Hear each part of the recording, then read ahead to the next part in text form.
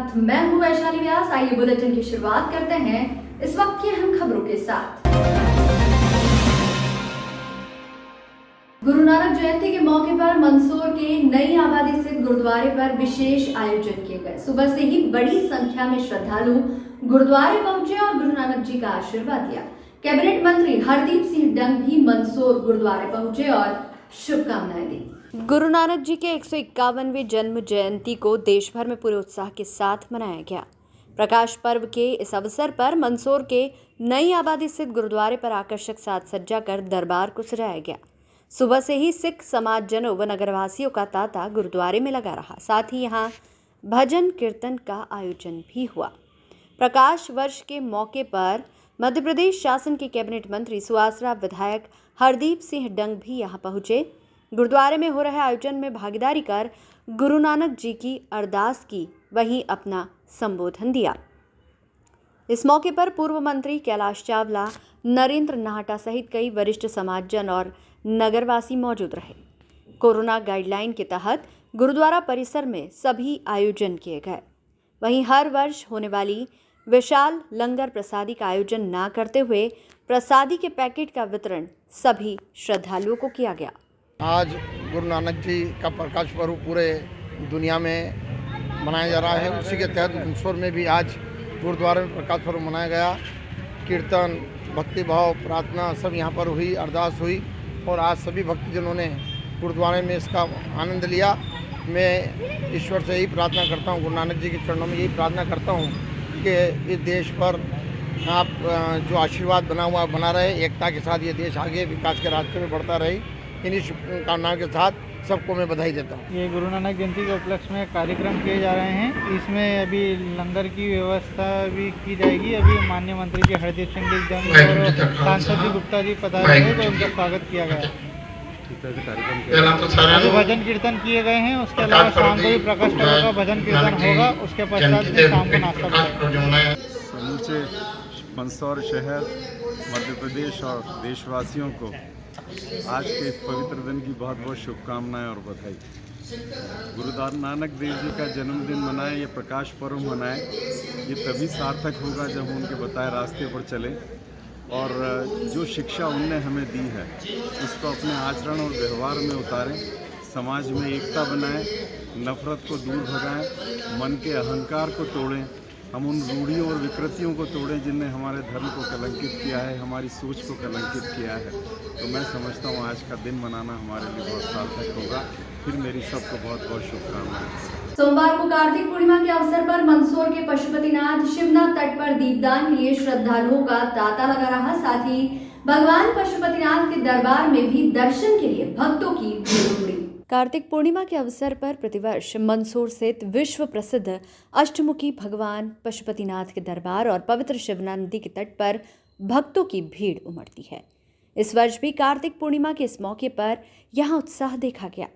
खैर, कोविड के चलते मंदिर और शिवना तट पर इस बार भीड़ अधिक नहीं रही। आपको बता दें कि पूरे कार्तिक मास कुंवारी कन्याएं उपवास रख आज के इस दिन पवित्र तट पर अपनी मनोकामना की पूर्ति के लिए दीपदान करती है, जिसके चलते प्रतिवर्ष मंदसौर के शिवना तट पर मंदसौर सहित आसपास से श्रद्धालु यहां पहुंचकर दीपदान कर व भगवान पशुपतिनाथ के दर्शन कर उनका आशीर्वाद लेते हैं। इस दिन होने वाले दीपदान में लकड़ियों से बना सुंदर तांती दियों को जलाकर नदी में प्रवाहित किया जाता है। शिवना तट पर दीपदान करने पहुंची युवतियों ने कहा कि वे प्रतिवर्ष पूरे माह उपवास कर आज के दिन दीपदान करती हैं। हर साल आते हैं कार्तिक पूर्णिमा पे, यहाँ पर दीप जलाते हैं और ये टाटी विसर्जन करते हैं और फिर मन्नत वगैरह मांगते हैं और बहुत सारे लोग आते हैं वगैरह। मेला लगता है। इस साल मेला नहीं लगा है कोरोना की वजह से। पूरा साल अच्छा जाता है और अच्छे मन से दीप जला के यहाँ पर विसर्जन करते हैं, इच्छा पूरी वगैरह होती है। आज कार्तिक पूर्णिमा है। हम टाटी भी आने आए हैं, दर्शन करने भी आए हैं। हमारी मनोकामना पूरी होती है। हर साल हम यहाँ पे आते हैं, इसलिए आते हैं कि हमारी मनोकामना पूरी होती है, तो इसीलिए हम आते हैं। छोटे छोटे दीपक बनाते हैं, टाटी भी आते हैं और पानी जल के अंदर बिहा देते हैं। जो हमारी मनोकामना पूरी होती है, तो इसलिए हम हर साल ही आते हैं यहाँ पे टाटी बिहारने के लिए। ज्योति जलती है उनमें। पशुपतिनाथ बहुत ही अच्छा स्थान है। ये टाटी हम हर साल आते हैं, ये टाटी बहाने, और माँ शिवना से यही आशीर्वाद है कि सबके मनोकामना पूरी करें। पहले आटे से छोटे छोटे दीपक बनाए हैं, फिर फ्लावर से इसको डेकोरेट किया है और फिर इसमें बत्तियां लगाई हैं। अब इसको हम वहाँ पे पाएंगे। होना है, हर साल आते हैं, व्रत भी रखते हैं, पूजा पाठ करते हैं, यहाँ टाटी बहाने आते हैं।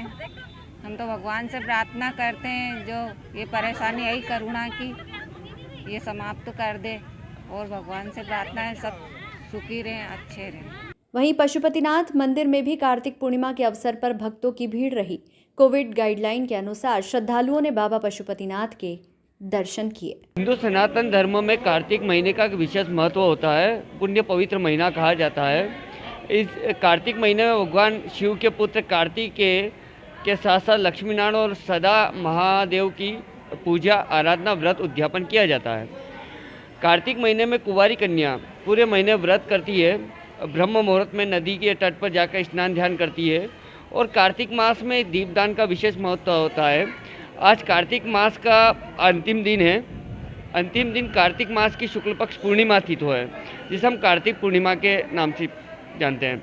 कार्तिक पूर्णिमा के दिन देव दिवाली भी कहा जाता है, और इस दिन जो पूरी कुंवारी कन्या जो रहती है, पूरे महीने जो व्रत उद्यापन करती है, आज के दिन उद्यापन कर कर नदी के तट पर जाकर घास की एक टाटी बनाकर उस पर आटे के दीपक लगाकर, आटे से दीपक लगाकर नदी के तट पर दीपदान का करती है।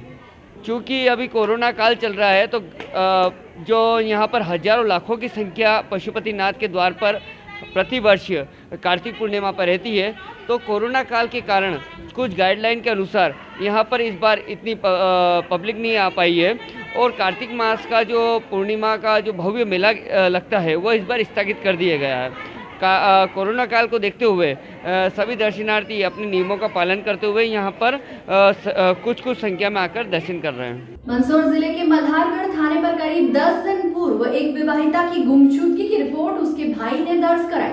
पुलिस ने जब महिला की तलाश शुरू की तो पति ने चौंकाने वाला खुलासा कर दिया। दरअसल विवाद के चलते कुछ माह से अलग रह रहे पति पत्नी के बीच बीते दिनों एक मुलाकात हुई, जहां फिर हुए विवाद में पति ने गला दबाकर पत्नी की हत्या कर दी। हत्यारा पति पत्नी के शव को गड्ढे में डालकर उसे पलाश के पत्तों के नीचे छुपाकर मौके से भाग निकला। देखिए ये रिपोर्ट। दरअसल मल्हारगढ़ की रहने वाली सपना पिता बाबूलाल अठवाल का विवाह 1 वर्ष पूर्व नीमच के रहने वाले राहुल घारू से हुआ था।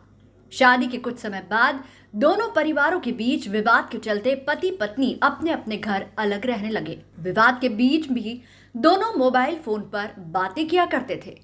जब पत्नी ने पति को मिलने के लिए मंदसौर बुलाया तो यहाँ दोनों के बीच फिर विवाद हुआ और इस विवाद में पत्नी की जान चली गई। दरअसल सपना ने राहुल को मंदसौर के शिक्षक कॉलोनी क्षेत्र में मुलाकात के लिए बुलाया। दोनों की सुनसान जगह बैठकर बातें हुई, जिसमें सपना ने कहा कि राहुल अपने परिवार वालों को मनाकर उसे घर ले जाए, नहीं तो वो जान दे देगी और सबको फंसा देगी। ऐसा कहने पर राहुल भड़क गया और फिर दोनों में विवाद हुआ। इस विवाद में पति राहुल ने पहलवानी दांव लगाकर पत्नी का गला दबाया, जिससे उसकी मौके पर ही जान चली गई। पत्नी की हत्या के बाद पति राहुल ने उसके शव को पास ही एक गड्ढे में फेंका और वहां पड़े पलाश के पत्तों से ढककर मौके से भाग निकला। जानकारी के मुताबिक हत्यारा पति वारदात को अंजाम देने के बाद राजसमंद अपने रिश्तेदार के यहाँ जा पहुंचा था। जब सपना की गुमशुदगी मल्हारगढ़ थाने में उसके भाई और परिवार वालों ने दर्ज कराई तो पुलिस ने युवती की तलाश शुरू की। कॉल डिटेल की सहायता से महिला की तलाश शुरू की। पति को भी पूछताछ के लिए थाने बुलाया गया। पहले तो पति राहुल पुलिस को गुमराह करता रहा। जब शंका होने पर पुलिस ने राहुल से कड़ी पूछताछ की तो मामले में ये चौंका देने वाला खुलासा हुआ। इसके बाद पुलिस घटनास्थल पहुंची और महिला के शव को बाहर निकाला गया। शव का पोस्टमार्टम कर बाद में परिजनों को सौंपा गया।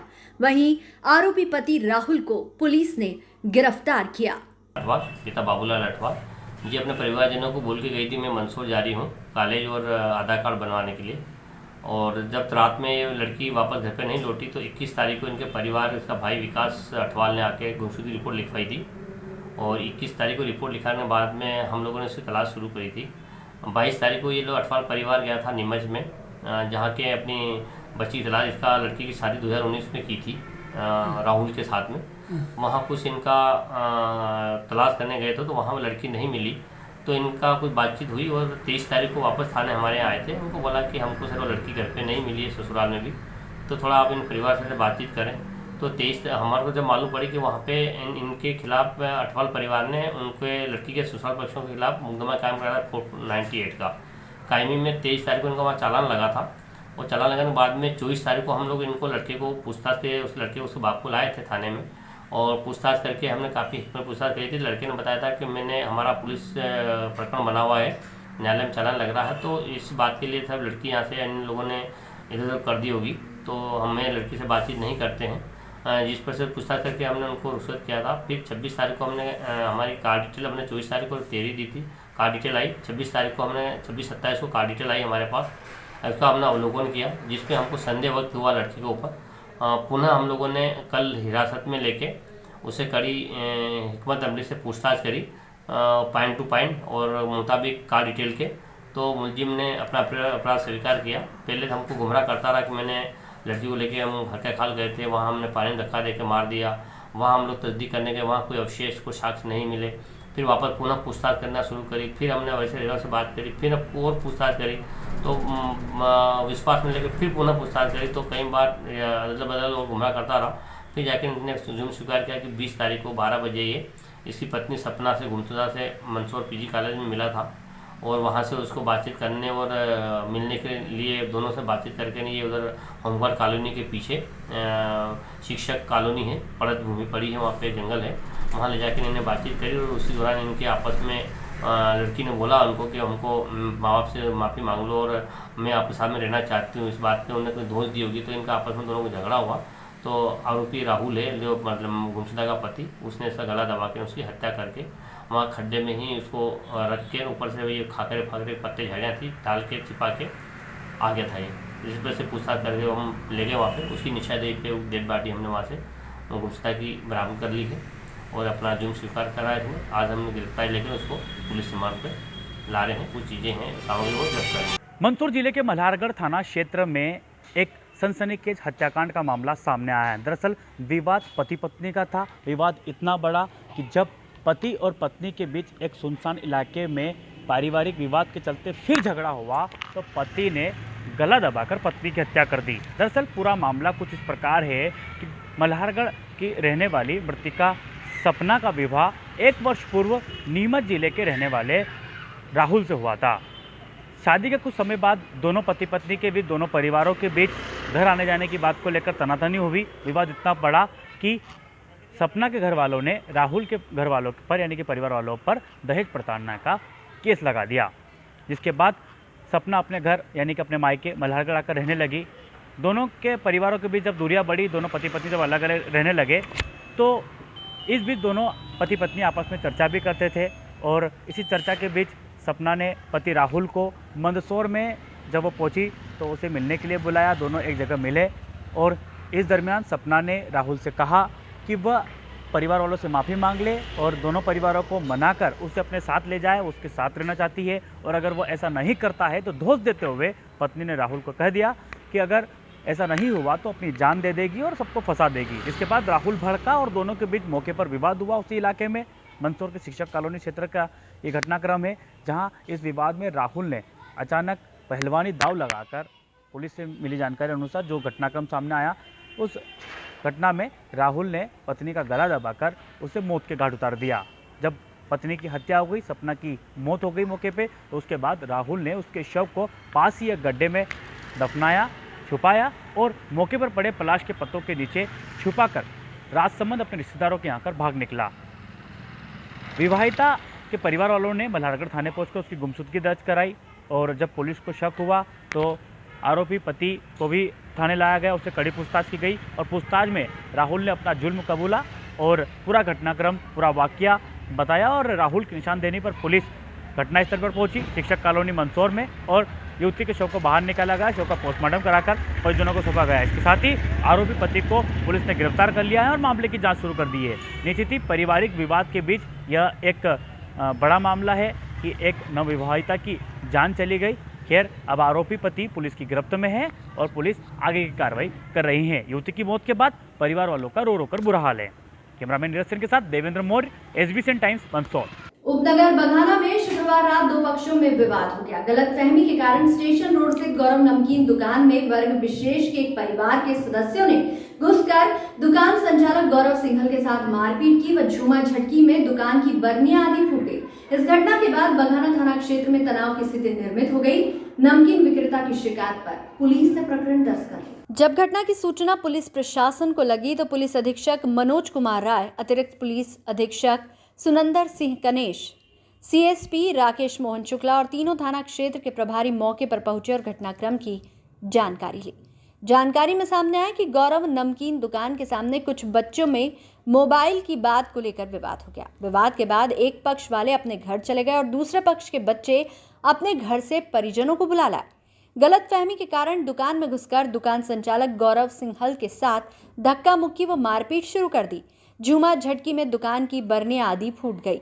विवाद के बाद पहुंचे प्रशासनिक अधिकारी ने मामले को शांत कराया और क्षेत्र में पुलिस फोर्स तैनात करवाया। नमकीन विक्रेता की शिकायत पर बघाना पुलिस ने 6 लोगों के खिलाफ प्रकरण दर्ज कर लिया, जिसमें 2 महिलाएं और 2 नाबालिग बच्चे भी शामिल हैं। वर्तमान में कोरोना संक्रमण के मामले तेजी से बढ़ रहे हैं। पूरा प्रदेश इस कोरोना महामारी से जूझ रहा है। ऐसे में आमजन भी विभिन्न प्रकार की समस्याओं से जूझ रहे हैं। ग्रामीण मूलभूत समस्याओं की दरख्वास्त लेकर कलेक्टर SP के दफ्तर पहुंच रहे हैं। कोरोना संक्रमण के बढ़ते मामलों को देख प्रशासन भी आमजन को जागरूक करने में लगा हुआ है। प्रशासन का कहना है कि आमजन आवश्यक कार्य हो तो ही घर से बाहर निकले ताकि कोरोना की चेन को तोड़ा जा सके। शिवाजी जलाशय से सिंचाई हेतु लगाई गई पाइपलाइनों को अज्ञात लोगों द्वारा क्षतिग्रस्त किए जाने पर शुक्रवार को बड़ी संख्या में ग्रामीण एकत्रित होकर कलेक्टर और SP कार्यालय ज्ञापन देने पहुंचे। वर्तमान में कोरोना के मामले एक बार फिर तेजी से बढ़ रहे हैं, इसलिए ग्रामीणों को तहसीलदार अजय हिंगे ने समझाइश देते हुए कहा कि प्रदेश सहित जिले और तहसील में कोरोना संक्रमण तेजी से फैल रहा है, इसलिए सभी घर पर ही रहे। आवश्यक कार्य हो तो ही घर से निकले ताकि संक्रमण की चेन को तोड़ा जा सके।